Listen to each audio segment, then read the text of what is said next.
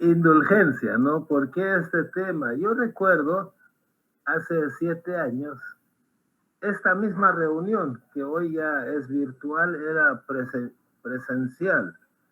Y estábamos en casa esperando a la amiga Sonia que viniera a la reunión. Ella, como era presencial, teníamos que esperarla en casa.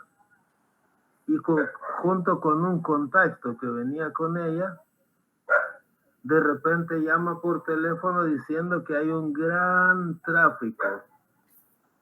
Y no pudo llegar, se tardó como 4, 5, 6 horas, no sé cuánto, para llegar a su casa. Y después yo averigüé y qué es lo que había pasado. De aquí a unos kilómetros,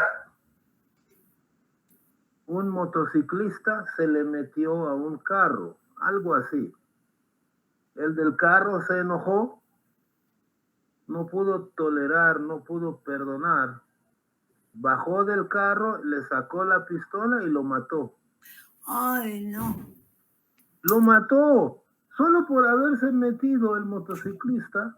Yo sé que a veces son imprudentes, ¿no? Los motociclistas, pero no es para que yo lo mate. Entonces, como que no hay tolerancia, no hay indulgencia, clemencia, compasión, ¿no? Así es la sociedad, ¿no? Así es la sociedad. No tolera, no perdona, no encubre la falta de otra persona, sino lo comenta, lo divulga, lo agranda. Mientras tanto, ¿qué hacemos los bajáis? Los bajáis estamos tratando de impulsar la construcción de un nuevo modelo para la sociedad. Mientras la sociedad normal, no la sociedad del viejo mundo, viejo orden, está en eso que por pitarle a un carro te puede bajar y te puede matar. Realmente es difícil, pero a nosotros nos toca construir sociedad. O sea, Bajaola nos ha dejado un modelo, ¿no? La sociedad nueva. Ese modelo no es que solo sea indulgencia, pero hay un montón de cosas.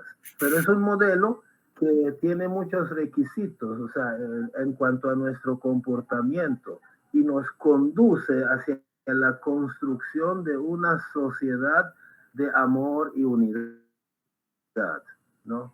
Esa es la sociedad que estamos tratando de construir los bahá'ís.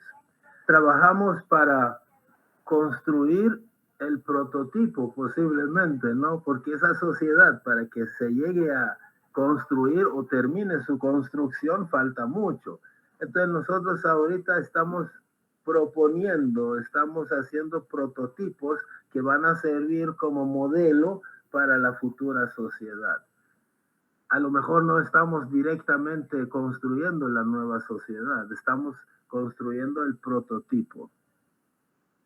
Entonces, ese modelo que Bahá'u'lláh trae, propone para la sociedad del futuro, difiere mucho del modelo vigente. El modelo vigente es un modelo engendrado por la civilización materialista, ¿correcto? O sea, lo que predomina en la sociedad, lo que predomina en la sociedad son reglas, sentimientos, actitudes engendradas por la misma sociedad materialista sin involucrar la palabra de Dios. Entonces, tal vez las siguientes palabras de Abdul Bahá ilustran un poquito algunos aspectos de esta nueva sociedad. Vamos a oír. Mis oídos están pendientes del oriente y del occidente, del norte y del sur, para oír las canciones de amor y compañerismo cantadas en las reuniones de los fieles. Mis días están contados y no me queda otra alegría que esta. Oh, cuánto deseo ver a los amigos unidos como un collar de brillantes perlas. Abdul Baha. O sea, obviamente nosotros no somos ningún collar de brillante perla, ¿no? Todavía. Pero sí se ve la diferencia. Yo he invitado a mucha gente a las reuniones bajáis y ellos sí manifiestan de que el ambiente no se ve igual que otras reuniones, ¿no? Pero Abdul Baha aún en ese estado arcaico que estaba la comunidad Bahá'í en su tiempo, ya nos veía como un collar de perlas. O sea, ya veía el futuro, ¿no? A veces pasamos nuestros días juzgando, condenando a los demás, pero así no se construye una nueva sociedad. Así no es. Y para el colmo juzgamos y criticamos mal. O sea, a veces juzgamos mal a las personas porque no sabemos lo que pasa por dentro la persona y la juzgamos como que hizo algo malo y a lo mejor no fue malo lo que hizo, ¿no? Pero sea malo o bueno, pues no tenemos derecho de estar juzgando y criticando y murmurando y cosas que hace otra gente, en lugar de uno trabajar para el desarrollo de la nueva sociedad humana propuesta por Baha'u'lláh. Entonces, la gente es imperfecta. Sí lo somos. Todos nosotros somos imperfectos. Cometemos errores, cometemos faltas. Pero el no pasar por alto y juzgar y corregir y condenar y murmurar no ayuda para resolver estas faltas y construir la nueva sociedad. No soportamos al amigo, es que no le tenemos paciencia, como decía el Chavo del Ocho, ¿no? Que no le tienen paciencia al compañero, al amigo, al vecino. Y esto es importante, ¿no? Saber qué dice Dios al respecto.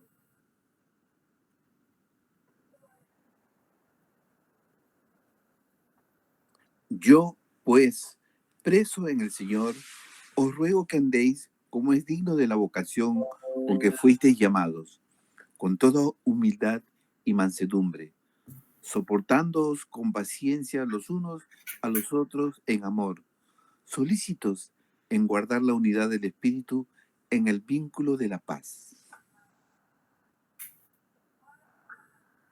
Entonces, como están viendo, estas palabras son de hace más o menos 2000 años, ¿no?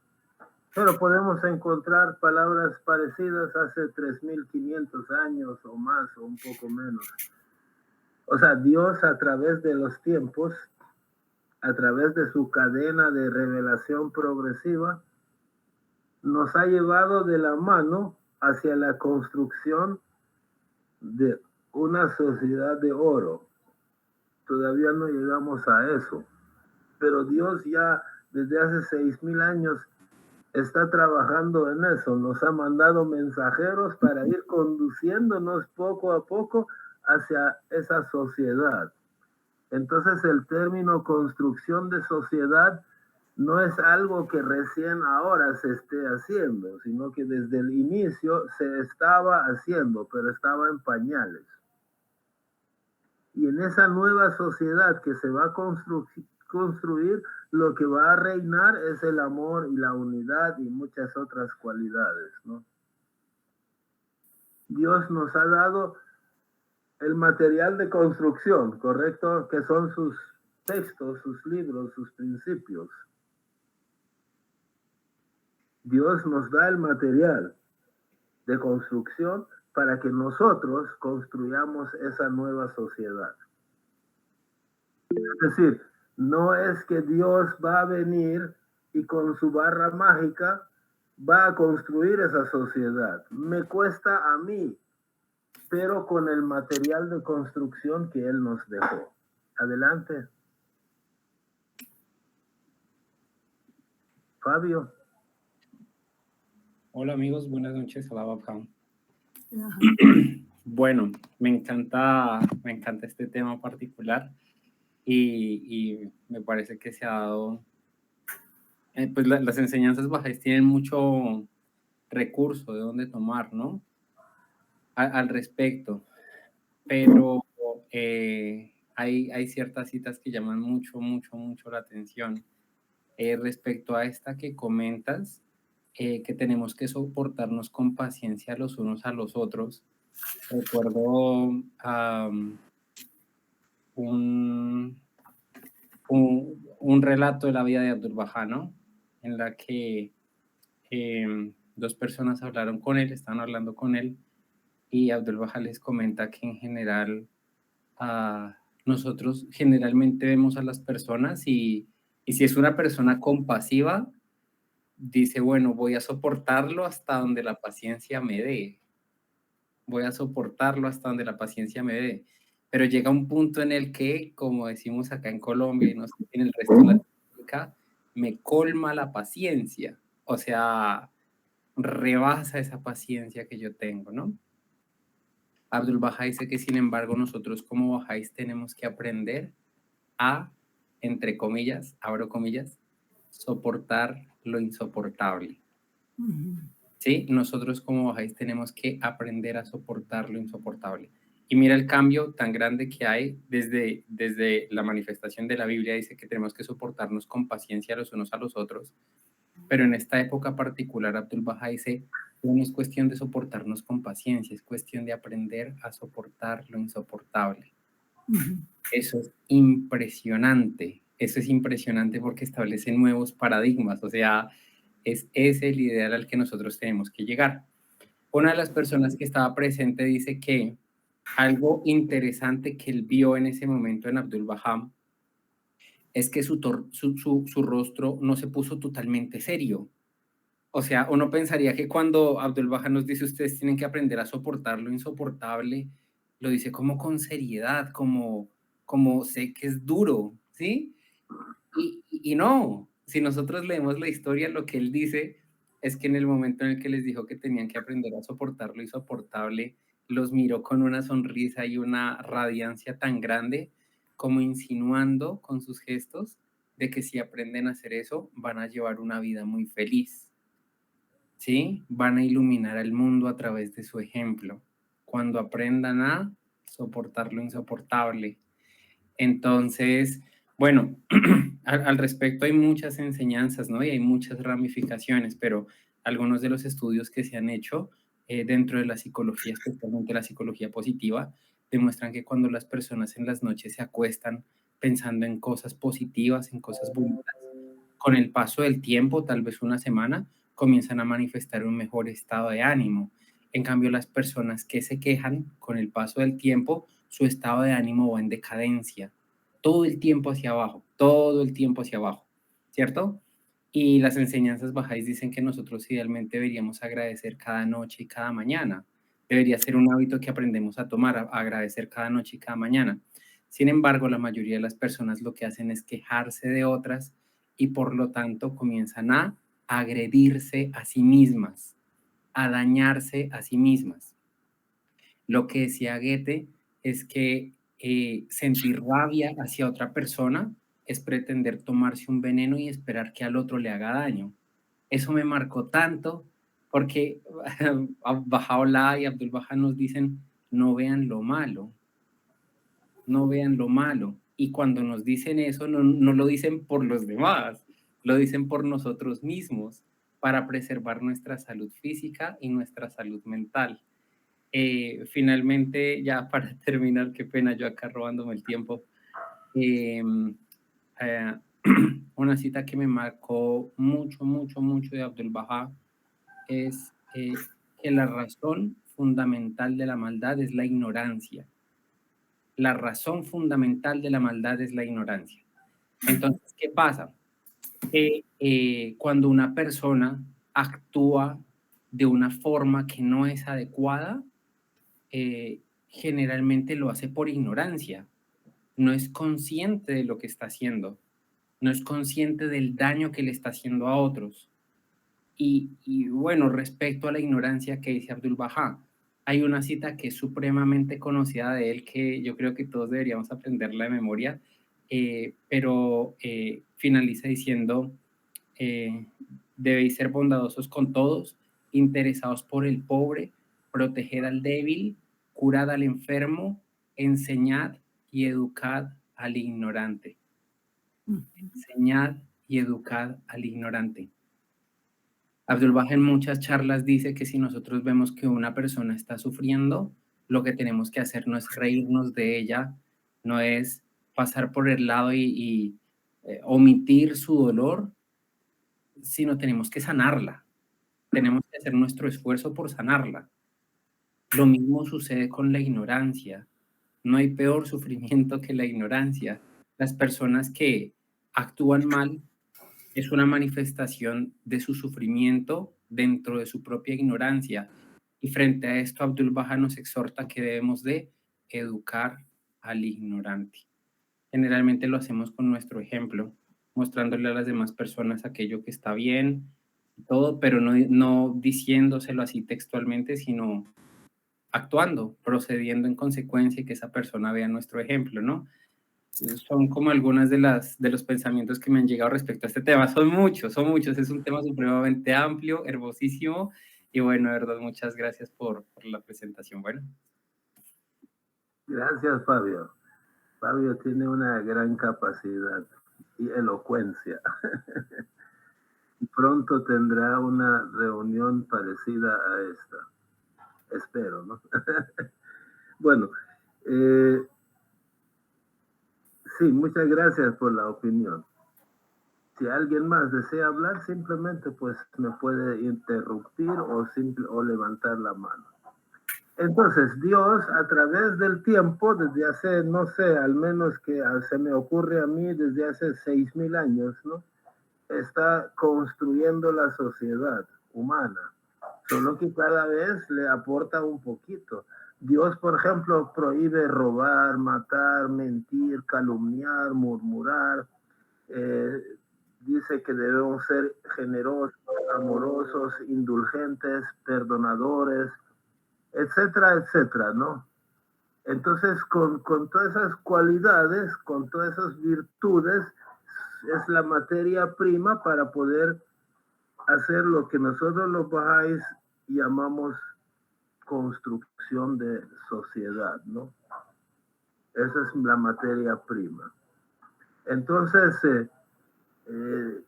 Dios nos pide que seamos, no mintamos, no robemos, no murmuremos, no matemos, una serie de cosas que no hay que hacer, pero por el otro lado hay una serie de cosas que sí hay que hacer, ser justos, ser bondadosos, ser amorosos y ser indulgentes y clementes, ¿no? Pero ¿para qué o cómo debemos actuar?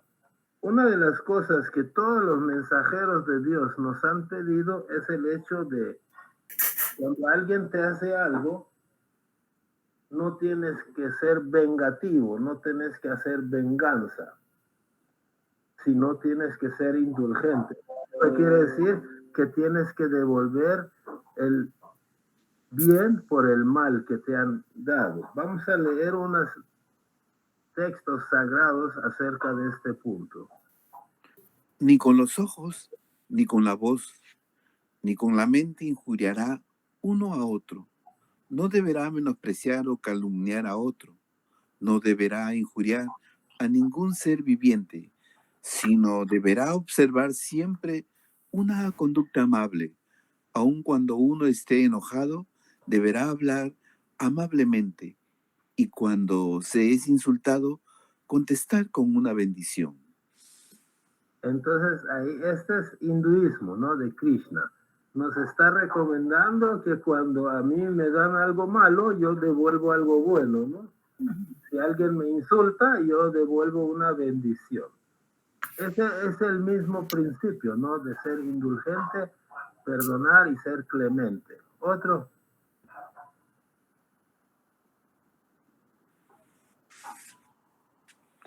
Un hombre vence la cólera por medio de la calma, triunfa sobre el mal por medio del bien y subyuga al avaro por medio de la liberalidad y al mentiroso por medio de la verdad. Entonces es como que nos está diciendo, señores, si ustedes ven fuego, no lo van a apagar con más fuego, sino tienen que echarle agua, ¿no? Entonces el mal se combate con el bien, ¿no? El odio se combate con el amor. Otro, este es del budismo, otro del zoroastrismo. Siempre contesta a mal genio con la gentileza y a la perversidad con la bondad. Ok. Lo mismo, ¿no? A través de tantos años, siempre ha ido construyendo lo mismo, los mismos principios, pero ampliándolos cada vez más. En el cristianismo,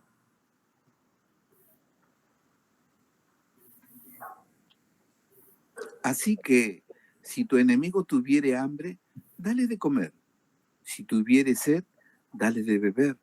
Pues haciendo esto, ascuas de fuego amontonarás sobre su cabeza. No seas vencido de lo malo, sino vence con el bien el mal. ahora vamos a ver, yo a propósito puse estos dos a la par, juntos, porque actualmente los judíos y los musulmanes se odian, se están matando. No todos, ¿no? No todos ellos, pero hay un grupo grande de judíos y musulmanes que se matan entre sí. Pero entonces vamos a ver, ¿será que Dios no les dijo que no lo deben hacer? Ahí está. Veamos. Si el que te aborrece tuviere hambre, dale de comer pan. Si tuviere sed, dale de beber agua, porque ascuas amontonarás sobre su cabeza, y el Señor te recompensará. Judaísmo. Jamás podrá equipararse la bondad con la maldad. Repele el mal con el bien. He aquí que aquel entre tú y él existe una enemistad, se convertirá en íntimo amigo, el Islam. Menos mal, ¿no? Menos mal, ambas, ambas, ambas gentes, ¿no? Tienen estas instrucciones de devolver el mal por bien, ¿no? Pero obviamente actualmente esto no se cumple. Vamos a ver de la fe Bahá'í. Incumbe asimismo a los amados de Dios ser indulgentes con sus semejantes y ser tan santificados y desprendidos de todas las cosas y mostrar tal sinceridad y equidad que todos los pueblos de la tierra puedan reconocer que ellos son los procuradores de Dios entre los hombres. Bahá'u'lláh. Entonces, ¿por qué puse estas citas? Para que ustedes vean que no es solo en la fe Bahá'í que dice que hay que devolver bien por mal, ¿no?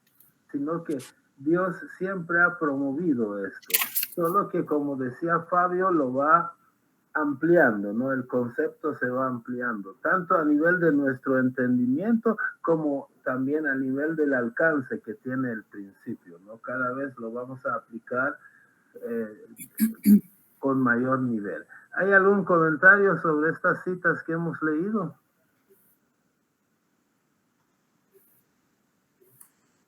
Si no, pasamos a algo que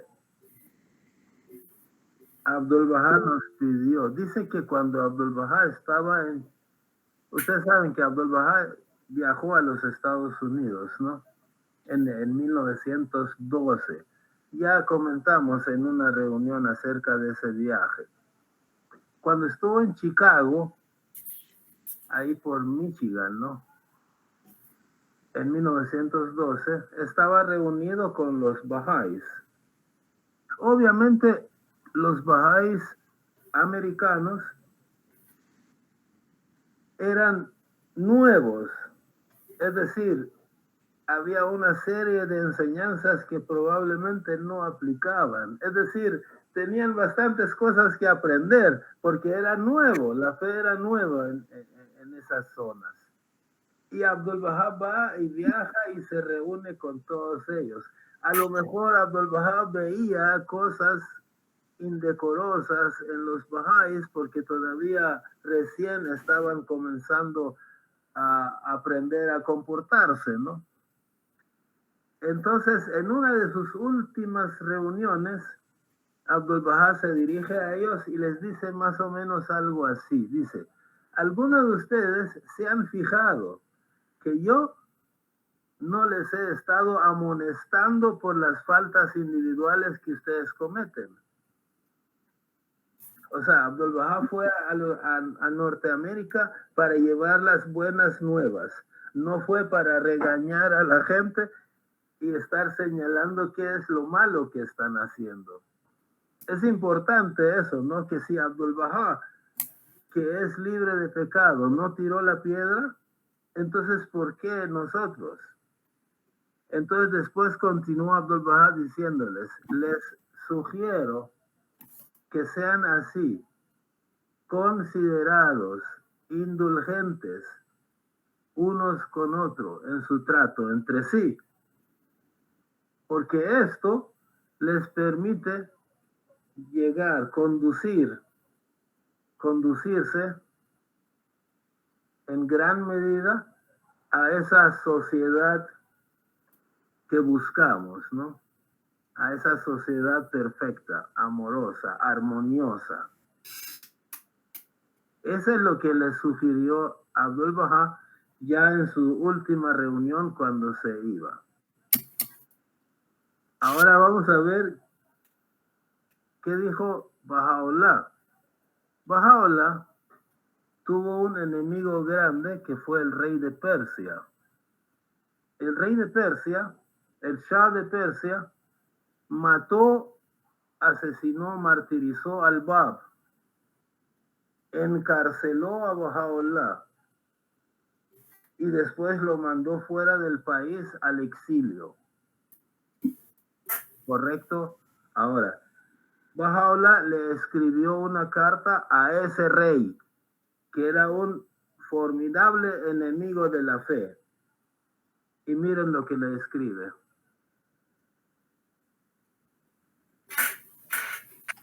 Mira a este joven, oh rey, con los ojos de la justicia, luego juzga con sinceridad acerca de lo que le ha acontecido. Los que te rodean te aman por su propio bien, en tanto que este joven te ama por ti mismo, y no alberga deseo alguno, excepto acercarte a la sede de la gracia y volverte hacia la diestra de la justicia. Tu Señor es testigo de lo que declaro. Baha'u'lláh al rey de Persia. O sea, imagínense, en esa carta, Baha'u'lláh estaba llamando al rey de Persia hacia la fe, que venga hacia la fe, ¿no? Le estaba haciendo una llamada. Es una carta muy larga. Pero ahí está diciendo, rey, esos señores que te rodean están interesados en tu posición y en las riquezas que pueden obtener, en los favores que pueden obtener de ti. No te quieren, pero yo sí te quiero a ti. No estoy interesado en nada tuyo, ¿no? Ahora, a mí no me sorprende que Baha'u'lláh tenga palabras y actitudes así tan nobles, ¿no? Tan loables. Pero, o sea, para nosotros no es tan fácil, pero es algo que nuestra meta es poder lograrlo. Por ejemplo, cuando martirizaron a mi abuelo, lo mataron los musulmanes por ser Bahá'í, ¿no? Mi papá tenía 14 años.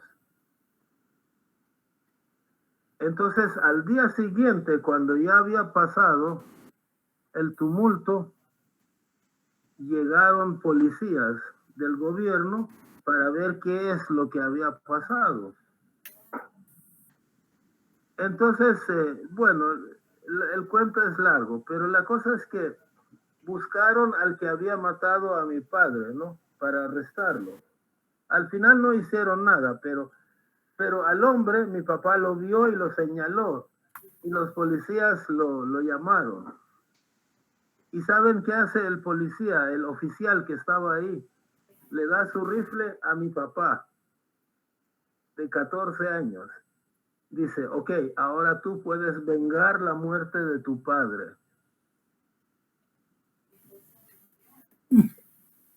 Qué barbaridad. Y mi papá, ¿qué le dijo? Las palabras, no sé qué palabras usó, no me acuerdo, pero como que Bahá'u'lláh no nos ha enseñado a hacer esto. Bahá'u'lláh nos ha enseñado a no hacer venganza, sino ser indulgentes, clementes, perdonar. Un joven ni joven era todavía, prejoven, ¿no? 14 años tenía. Pero había comprendido que con venganza no se logra el objetivo de la fe de Bahá'u'lláh. Bahá'u'lláh no ha venido para que los bahá'ís prevalezcamos, no. Ha venido para que los bahá'ís sirvamos para que el mundo sea mejor. Que nosotros construyamos una nueva sociedad basada en amor y unidad, no basada en venganza e intolerancia. Entonces, hay unas claves que uno entiende de los escritos, ¿no? Veamos, vamos a leer algunas palabras.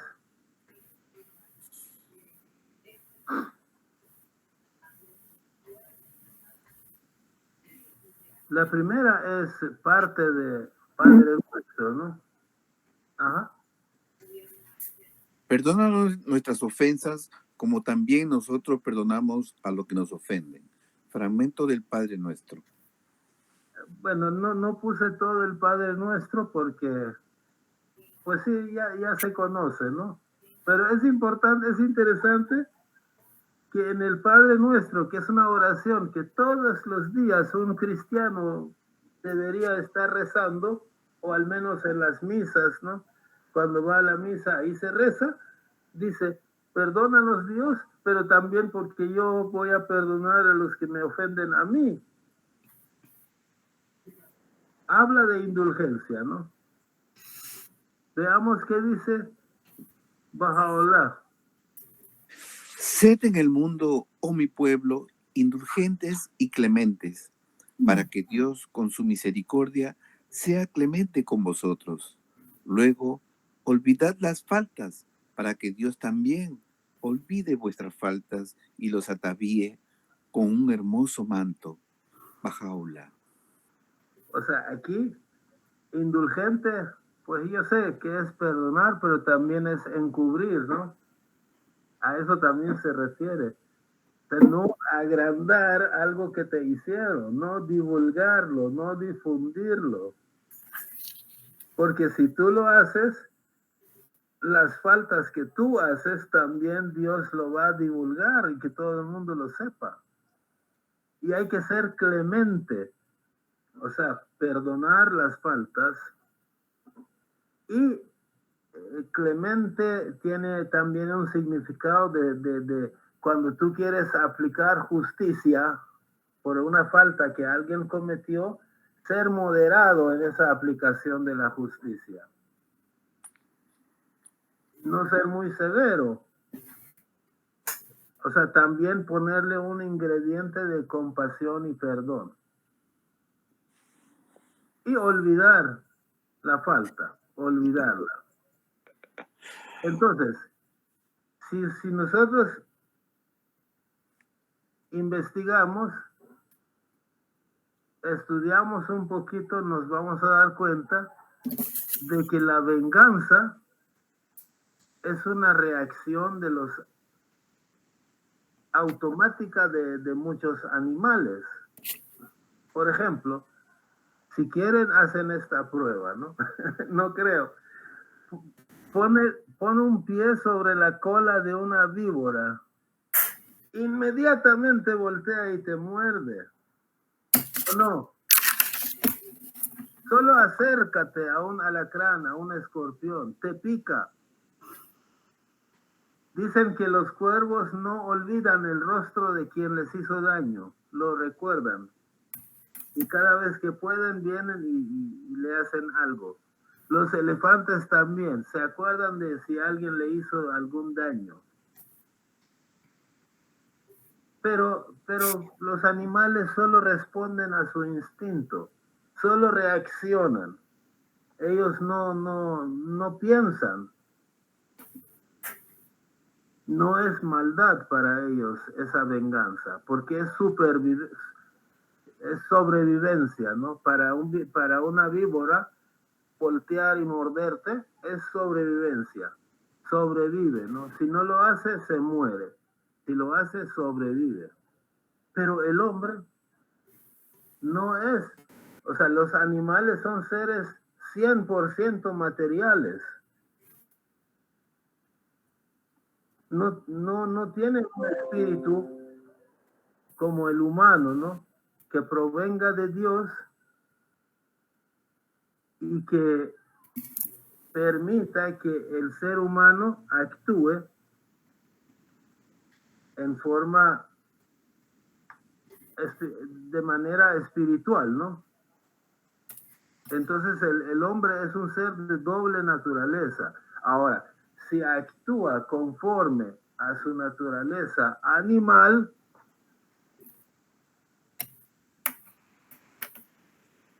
por ejemplo, cuando alguien me patea mi cola, pues inmediatamente lo muerdo, ¿no? Si un motociclista se me mete adelante del carro y no me gusta, bajo del carro, saco la pistola y lo mato, como la anécdota que les conté, ¿no? Eso es cuando el hombre actúa con su instinto animal.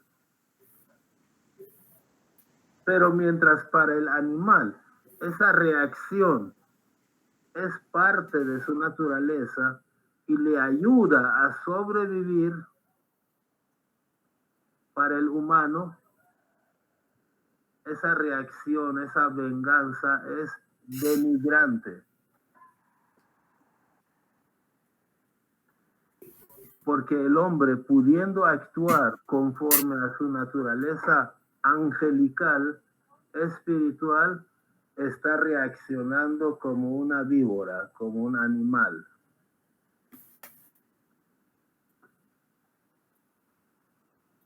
Entonces, para el humano es malo. Para el animal no, porque el animal no hace nada por maldad, todo lo hace por sobrevivir. Entonces, la próxima vez que alguien me agreda y tenga ganas de devolverle la agresión o guardar rencor de por vida y recordar lo que me hizo, piensen en la víbora, ¿no? Que es algo que hace normalmente la víbora y para la víbora está bien. O los cuervos o los elefantes, ¿no? Que recuerdan el mal que le hiciste de por vida. Para ellos está bien, porque es su sobrevivencia. No corresponde a la naturaleza angelical del hombre tener semejante reacción y comportamiento. ¿Sí? Entonces, si bien la venganza es una reacción característica del animal, la indulgencia es una actitud humana, porque al animal no le vamos a pedir que sea indulgente, sería tonto, ¿no? Pero el ser humano sí. ¿Y qué dice Bahá'u'lláh sobre esto?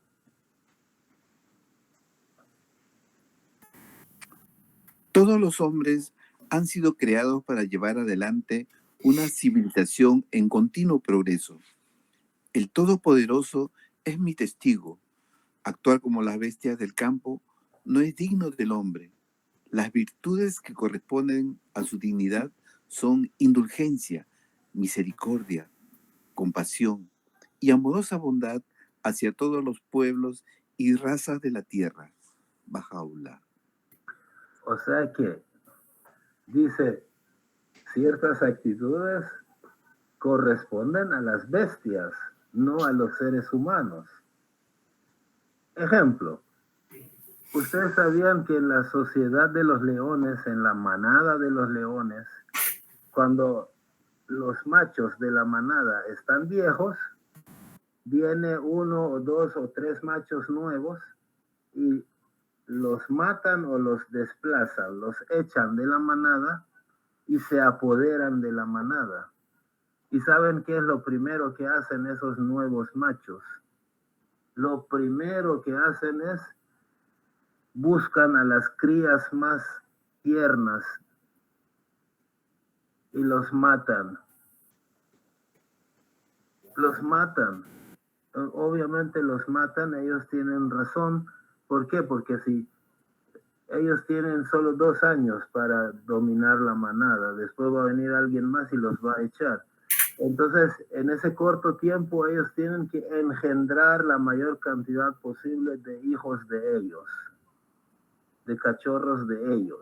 Entonces, matan a los cachorros anteriores, que son hijos de machos viejos, débiles, para engendrar sus propios cachorros, para que las hembras entren en celo rápido y puedan comenzar a procrear, porque el tiempo es muy corto para ellos, ¿no? Entonces, eso lo hacen los leones. ¿Y está mal o está bien? Pues está bien, ¿no? Para ellos. Pero para mí,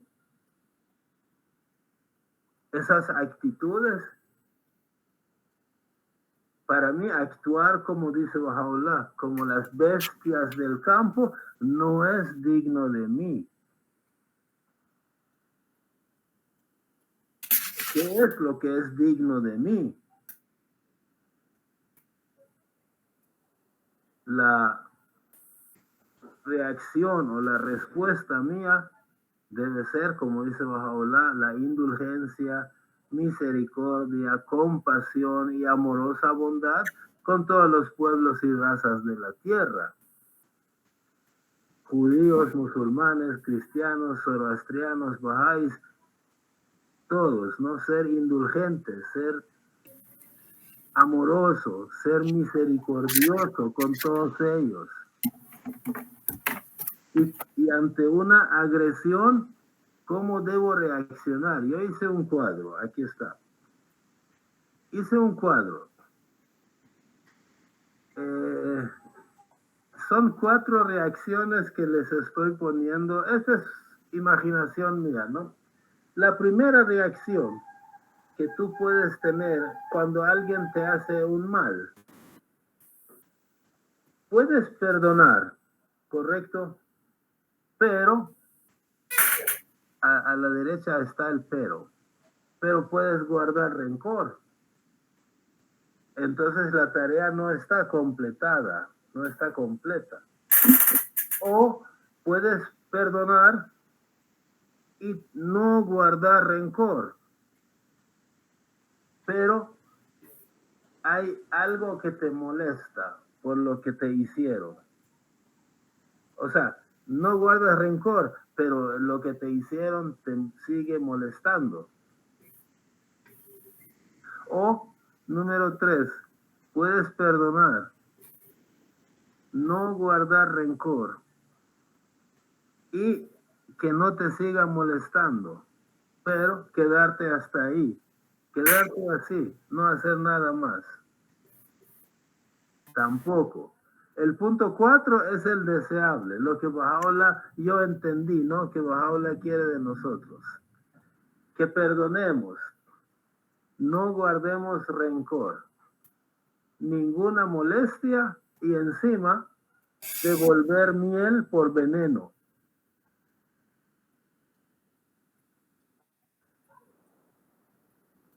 Es lo que Baha'u'lláh quiere de nosotros. Bueno, al menos yo entiendo que quiere de mí. No digo que es fácil hacerlo, pero eso es lo que quiere, ¿no? Entonces, yo me acordé de un ejemplo que a veces utilizan para otras cosas, pero yo lo adapté para este caso, ¿no? Supongamos que cuando alguien te agrede, equivale a poner un clavo en tu pared, ¿no? Ahora, perdonar podría significar solo perdonar. Puede significar sacar el clavo y ya. Pero ¿qué pasa? La huella queda. O sea, en cualquiera de los puntos 1, 2 y 3, algo quedaba dentro de ti que no dejaba de molestar. En el peor de los casos, queda el resentimiento y la molestia. Y en el mejor de los casos quedaba solo la molestia, pero ya lo perdonaste. Pero ninguno es suficiente, porque la huella del clavo está ahí. Ahí está la huella del clavo, no se borra. En el caso 4 es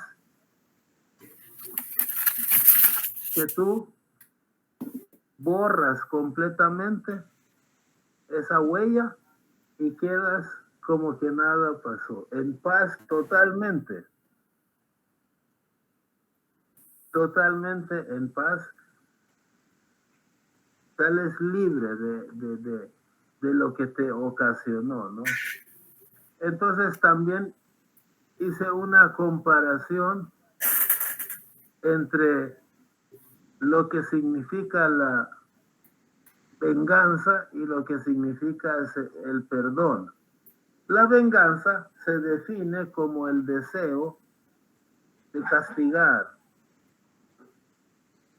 en respuesta a una ofensa, a un agravio, a una agresión que he sufrido yo, deseo regresar el mal, ¿no? La venganza busca una retribución personal del mal. Pero ¿qué es el perdón? El perdón es renuncia consciente. O sea, tú estás consciente que te hicieron algo, pero renuncias conscientemente al resentimiento, a la ira y al deseo de castigo a quien te ofendió. Entonces, con el perdón, con la indulgencia, te liberas totalmente de la ofensa, refaccionado totalmente como la huella del clavo. La venganza impulsa dolor, o sea, crea dolor, sentimiento de dolor, de ira, resentimiento, deseo de hacer justicia por tus propias manos. Eso es lo que impulsa la venganza dentro de ti. Te destroza, ¿no? Pero el perdón impulsa la compasión, empatía a la persona, deseo de sanar tus heridas y un crecimiento espiritual y liberarse de la carga emocional, ¿no? La venganza, su enfoque es anclarse en el pasado. No te olvidas. Revivir una ofensa de por vida. Revivir un dolor. Algo malo que te hicieron. Ahí está, no sale, nunca. Pero el enfoque del perdón es buscar hacia adelante, hacia el futuro, pero de paz, paz interior, seguir adelante, ¿no? En paz y sin problemas psicológicos que te persiguen, ¿no? De por vida. El efecto psicológico de la venganza es una satisfacción momentánea. Sí, eso te genera una satisfacción momentánea, ¿no? Una sensación como que hiciste justicia. Pero tu sufrimiento no termina, se prolonga. Porque la venganza alimenta el odio.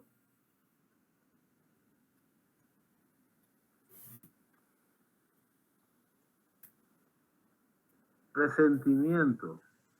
Entonces un círculo vicioso. Si la venganza, tú te vengas, muestras tu resentimiento, tu odio, entonces la otra persona también se va a vengar de nuevo y así, nunca terminan de agredirse, ¿no? Como hay pueblos que están en constante pleito y nunca termina porque no olvidan una ofensa. Pero el efecto psicológico del perdón es sanación mental y espiritual. Te curas, ¿no? Te repones. O sea, mientras tú no perdones, no te curas. Porque tienes ahí la molestia. Ahí está. No te restauras, pero si perdonas, tú te curas. Vuelves a tener el sentido de humanidad. Te liberas de las ataduras emocionales del agresor, ¿no? Ya no dependes de él. Entonces eso favorece la paz interior. El impacto social de la venganza crea y perpetúa ciclos de violencia. La venganza es violencia, como la sociedad actual es violenta a nivel de personas y también a nivel de países. Es hostil, violento. ¿Qué es lo que impulsa? ¿Qué impacto social tiene el perdón? Fomenta la reconciliación, el amor y la unidad y lo que los bahá'ís buscamos, construcción de una nueva sociedad. Entonces, ahora, para que ustedes vean que lo que los bahá'ís andamos haciendo no pasa desapercibido, aquí este señor ya varias veces se lo he presentado. Este señor no es un bahá'í, es musulmán y es un analista político. Él, cuando era niño, lo mandaron a estudiar para ser sacerdote musulmán, pero decidió no continuar, salió de ahí, se fue a los Estados Unidos y estudió. Y ahora es analista político, entre otras cosas. Entonces, él conoce muy de cerca la sociedad de Irán y ese odio que tienen los musulmanes, algunos, no todos. Al menos las autoridades actualmente sí.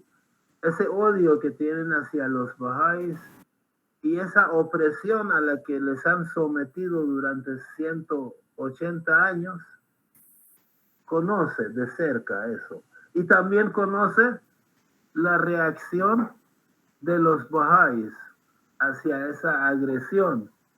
¿Es una venganza o es indulgencia?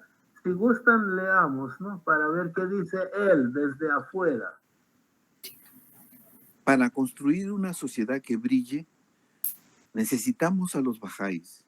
Lo atractivo de ellos es que la solución para los problemas de Irán y Medio Oriente es que ellos han soportado intensa opresión y aún así no guardan rencor y muestran amor hacia Irán y los iraníes. Es digno de elogio y admiración, pues este ciclo cruel de violencia no cesa con más violencia, sino con la idea de paz que ofrecen los bahá'ís. El espíritu de paz y reconciliación que la fe bahá'í propone como solución para el progreso de la sociedad es la respuesta definitiva para toda esta cadena de opresión y violencia. Mehdi Kalahi. Es como que, no sé, una autoridad bahá'í está diciéndolo, ¿no? ¿No les parece? Es exactamente lo que Baha'u'lláh ha querido hacer. Hemos sufrido, han matado a 20,000 de nosotros, como que para que ahora este señor analista venga y reconozca lo que están haciendo los bahá'ís para Irán y para el mundo. Dice, para construir una sociedad brillante, que brille en los anales de la historia. No una sociedad buena, sino una que brille. Necesitamos la ayuda de los bahá'ís.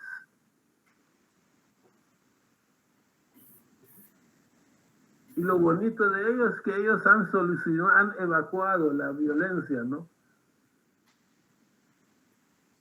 Y que ellos, a pesar de haber recibido agresión, han sido indulgentes, clementes, aman a su país y a sus compatriotas. Hayan hecho lo que les hayan hecho. Porque nuestra sociedad es violenta y la única manera de evacuar la violencia de una vez por todas, no solamente en Irán, sino en el Medio Oriente, es que vengan los bahá'ís y nos digan qué debemos hacer, ¿no? ¿Qué opinan sobre este último?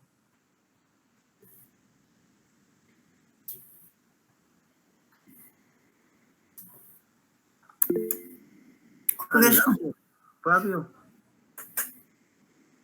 y Yale. Bueno, al respecto quería comentar un ejemplo muy básico, ¿no? Uno tiene que comenzar desde lo chiquito y poco a poco va ascendiendo. Resulta que leyendo el llamamiento del Señor de las Huestes, hubo un pasaje que me gustó mucho. Y hay una técnica que siempre se recomienda, que recomiendan así como las personas de letras, y es que cuando nos guste mucho algo, un pasaje o algo que queramos recordar, lo que tenemos que hacer es pegarlo en el espejo del baño, ¿sí? Entonces, si, por ejemplo, nos vamos a cepillar, a afeitar, nos lavamos la cara, las manos, o por alguna razón entramos al baño, siempre lo vamos a ver pegado ahí. Y sí o sí, todos los días vamos a estar ahí, por lo menos en la mañana y en la noche, mientras nos cepillamos los dientes, ¿no? Entonces, esta cita decía, en toda condición, ya sea en la adversidad o en la holgura, en el honor o en la aflicción, este agraviado ha ordenado que todos los hombres muestren amor, afecto, compasión y armonía. ¿Listo? Nuevamente, en toda condición, ya sea en la adversidad o en la holgura, en el honor o en la aflicción, este agraviado ha ordenado que todos los hombres muestren amor, afecto, compasión y armonía. Y la leía todos los días, cuando me iba a cepillar, cuando lo que fuera, la leía. Y pues es una frase chiquita, entonces no fue difícil memorizarla y siempre volvía y volvía y volvía y la leía, ¿no? Yo soy médico y resulta que en la clínica en la que yo estaba trabajando no había cirugía plástica. Sin embargo, a mí me gusta mucho la cirugía reconstructiva, entonces pedía que siempre que hubiese una sutura o algo así me dijeran y ya las enfermeras me conocían porque me gustaba hacer suturas y me quedaban bien. La cuestión es que una vez llegó un señor que tenía una herida acá gigante, gigante, gigante en toda la frente, había que remitirlo y esa remisión podía demorar fácilmente 2 días y bueno. Entonces me dijeron, doctor Fabio, lo estamos buscando, estamos felices de que usted esté acá, vamos a mostrarle al paciente. Y cuando fui a verlo, era un señor supremamente grosero, pero supremamente grosero. Entonces yo fui a verlo y le dije, mucho gusto, mi nombre es Fabio Llanos, yo voy a hacer el procedimiento. Y llegué y me dice, ¿pero qué? ¿Hasta qué horas? ¿Hasta qué horas lo espero?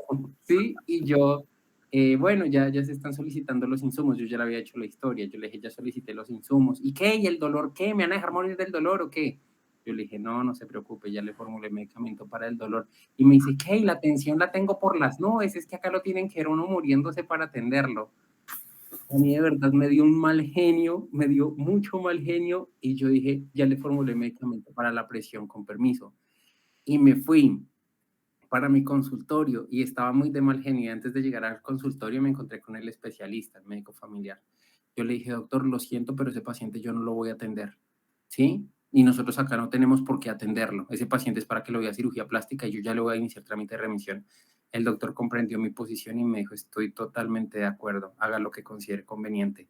Y me fui para el consultorio y tenía mucho mal genio y me senté frente al computador con mucha rabia y en ese momento, en toda condición, ya sea en la adversidad o en la holgura, en el honor o en la aflicción, este agraviado ha ordenado que todos los hombres muestren amor, afecto, compasión y armonía.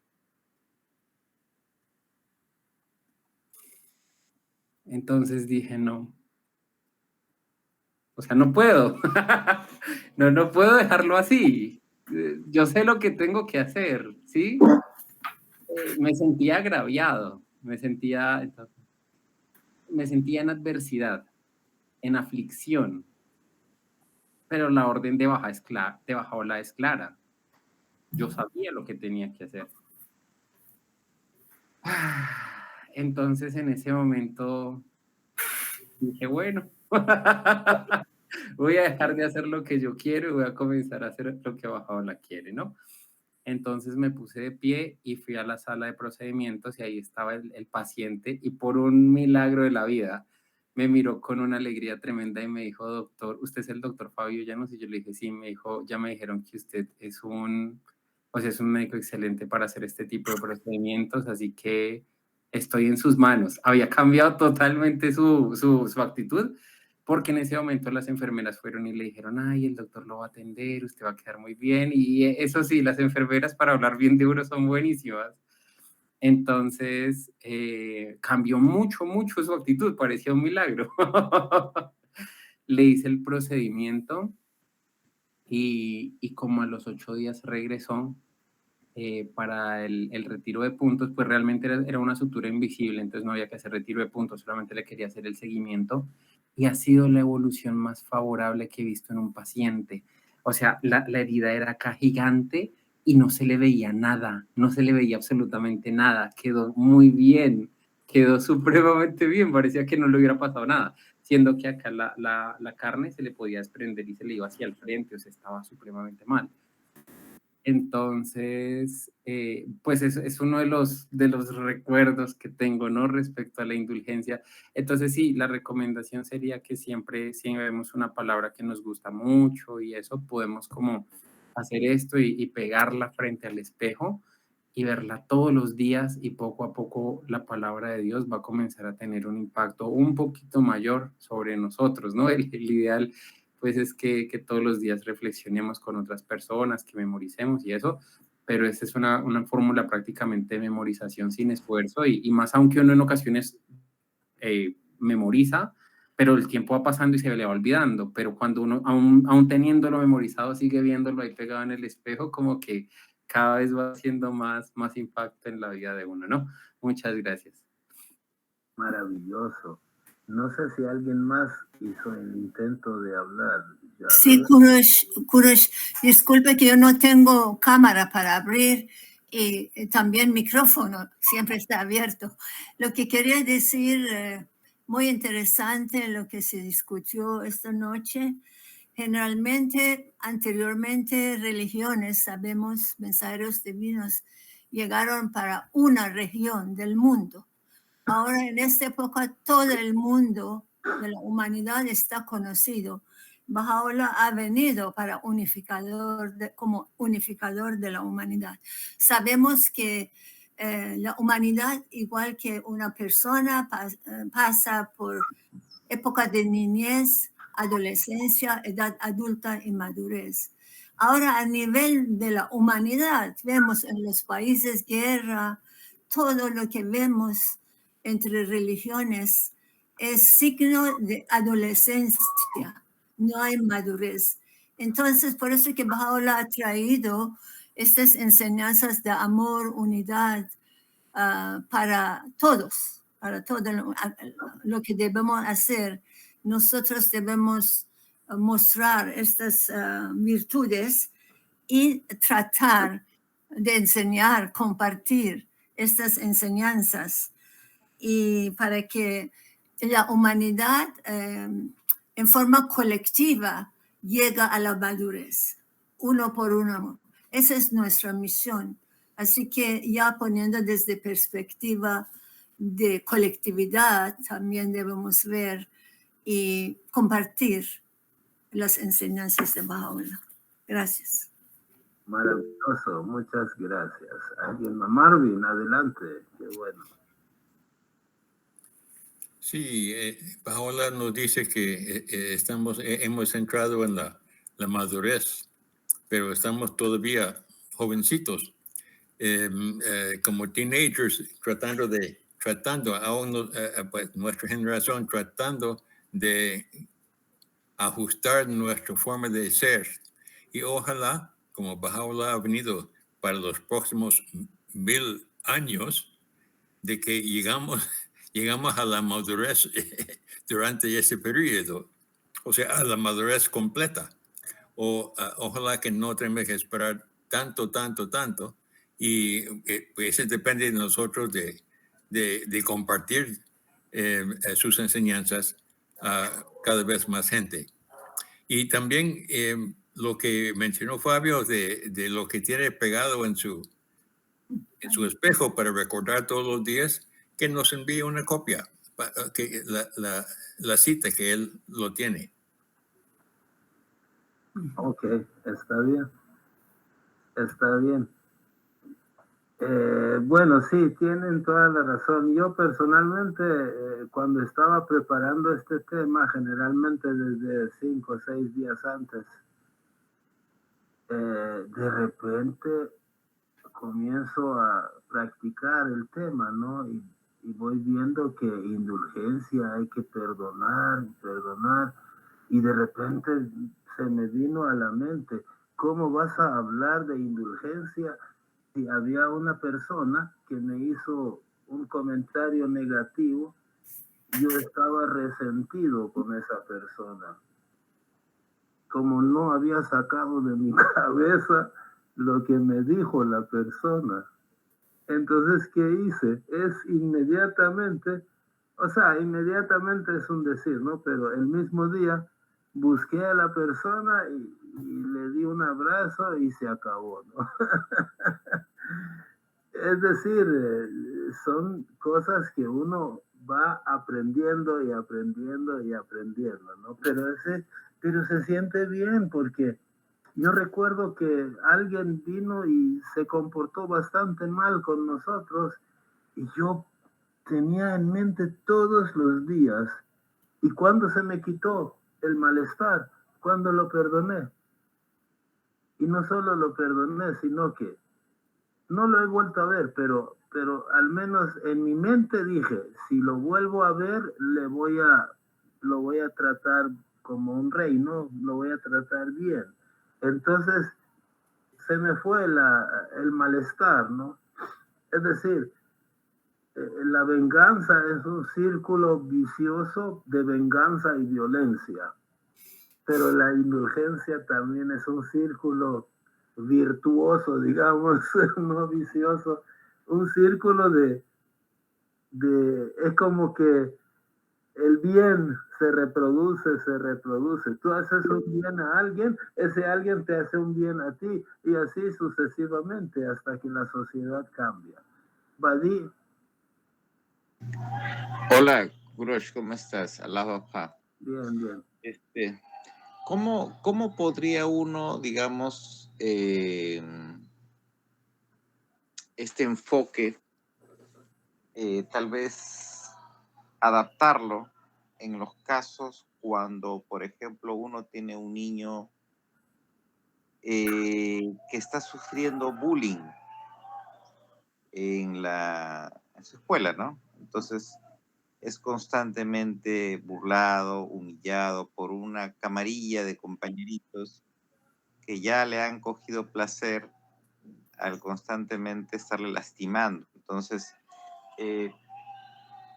si uno le dice a él, está bien, ¿no? O sea, él tiene que perdonar y en su corazón no albergar odio, pero digamos, implicaría esto que a él se le debe animar a soportar el continuo maltrato verbal y en ocasiones físico que viene sobre él. ¿Cómo podría uno enfocárselo en este caso? Gracias. Interesante, ¿no? ¿Alguien tiene alguna respuesta o intento de respuesta? Porque no es fácil, ¿no?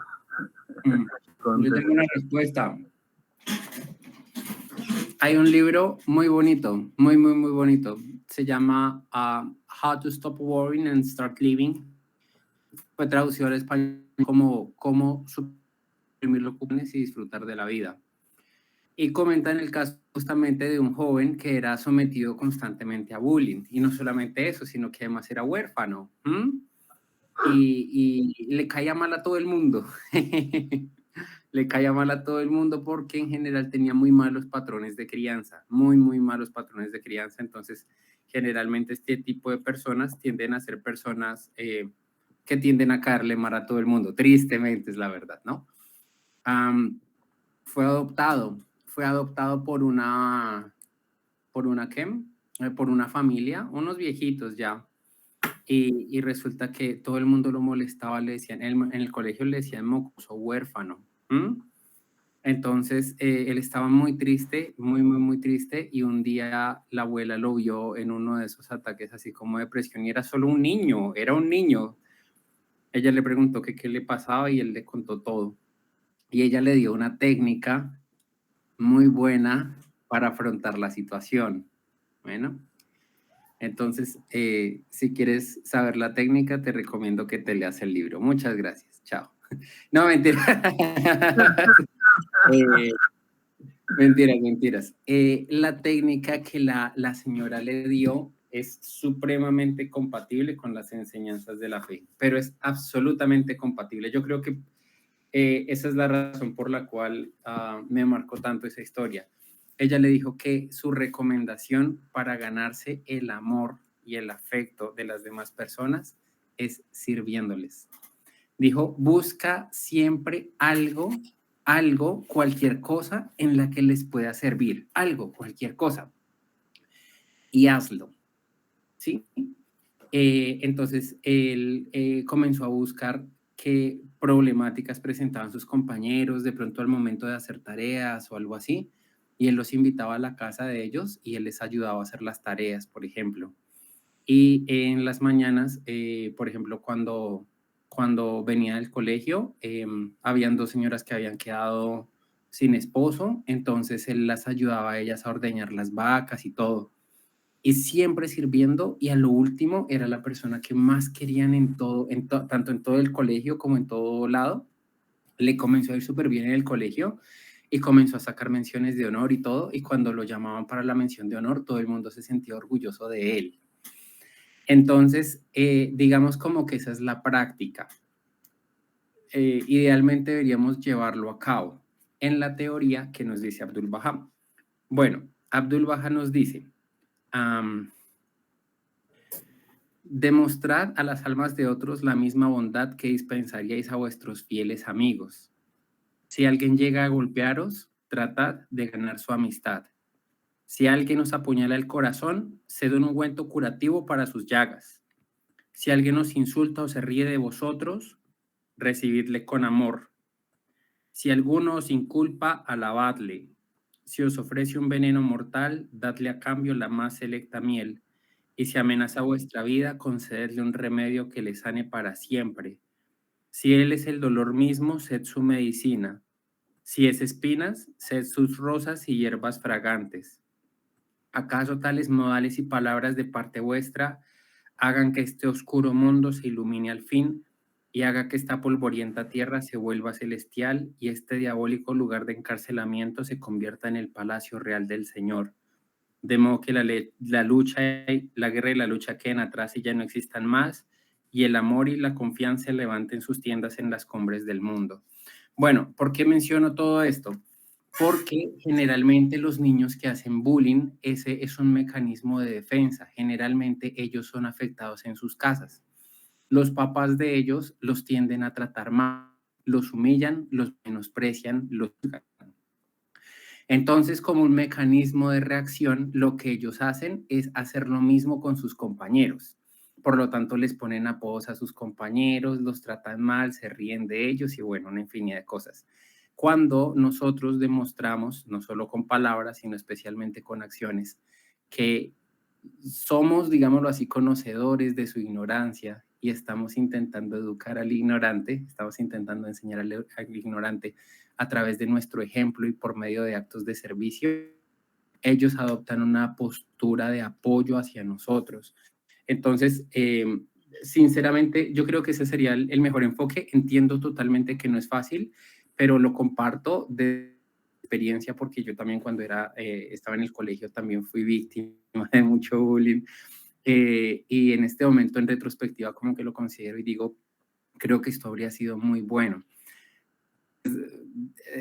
Es lo que a mí me gustaría aplicar si pudiera yo devolver el tiempo, pero por la situación actual que nos comentas, creo que valdría la pena hacer el experimento y nos comentas. Gracias, Fabio. Sí. Dicen, no sé, yo no recuerdo bien esta anécdota.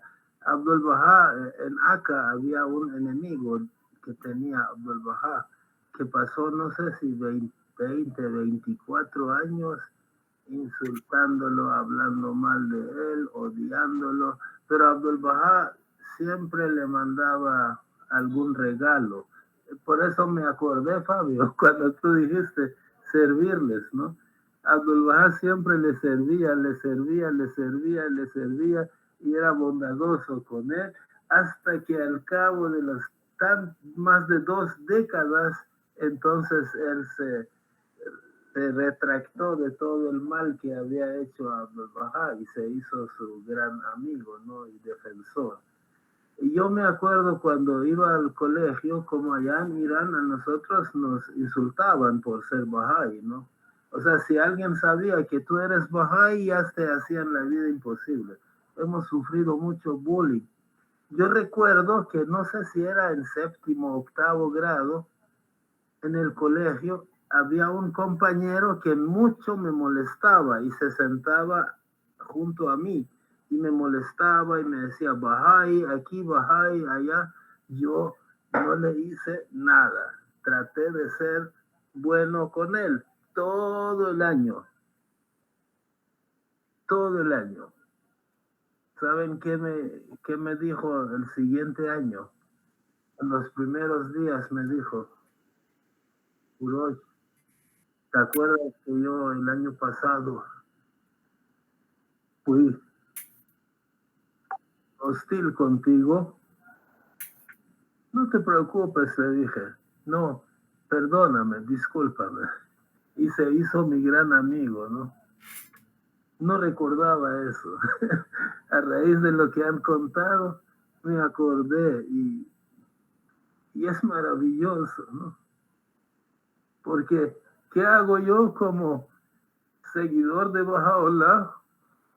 Si lo golpeo, pecho, si le pego, si busco a otros 3 Bahá'ís, vamos a ir a darle duro, pegarlo, golpearlo.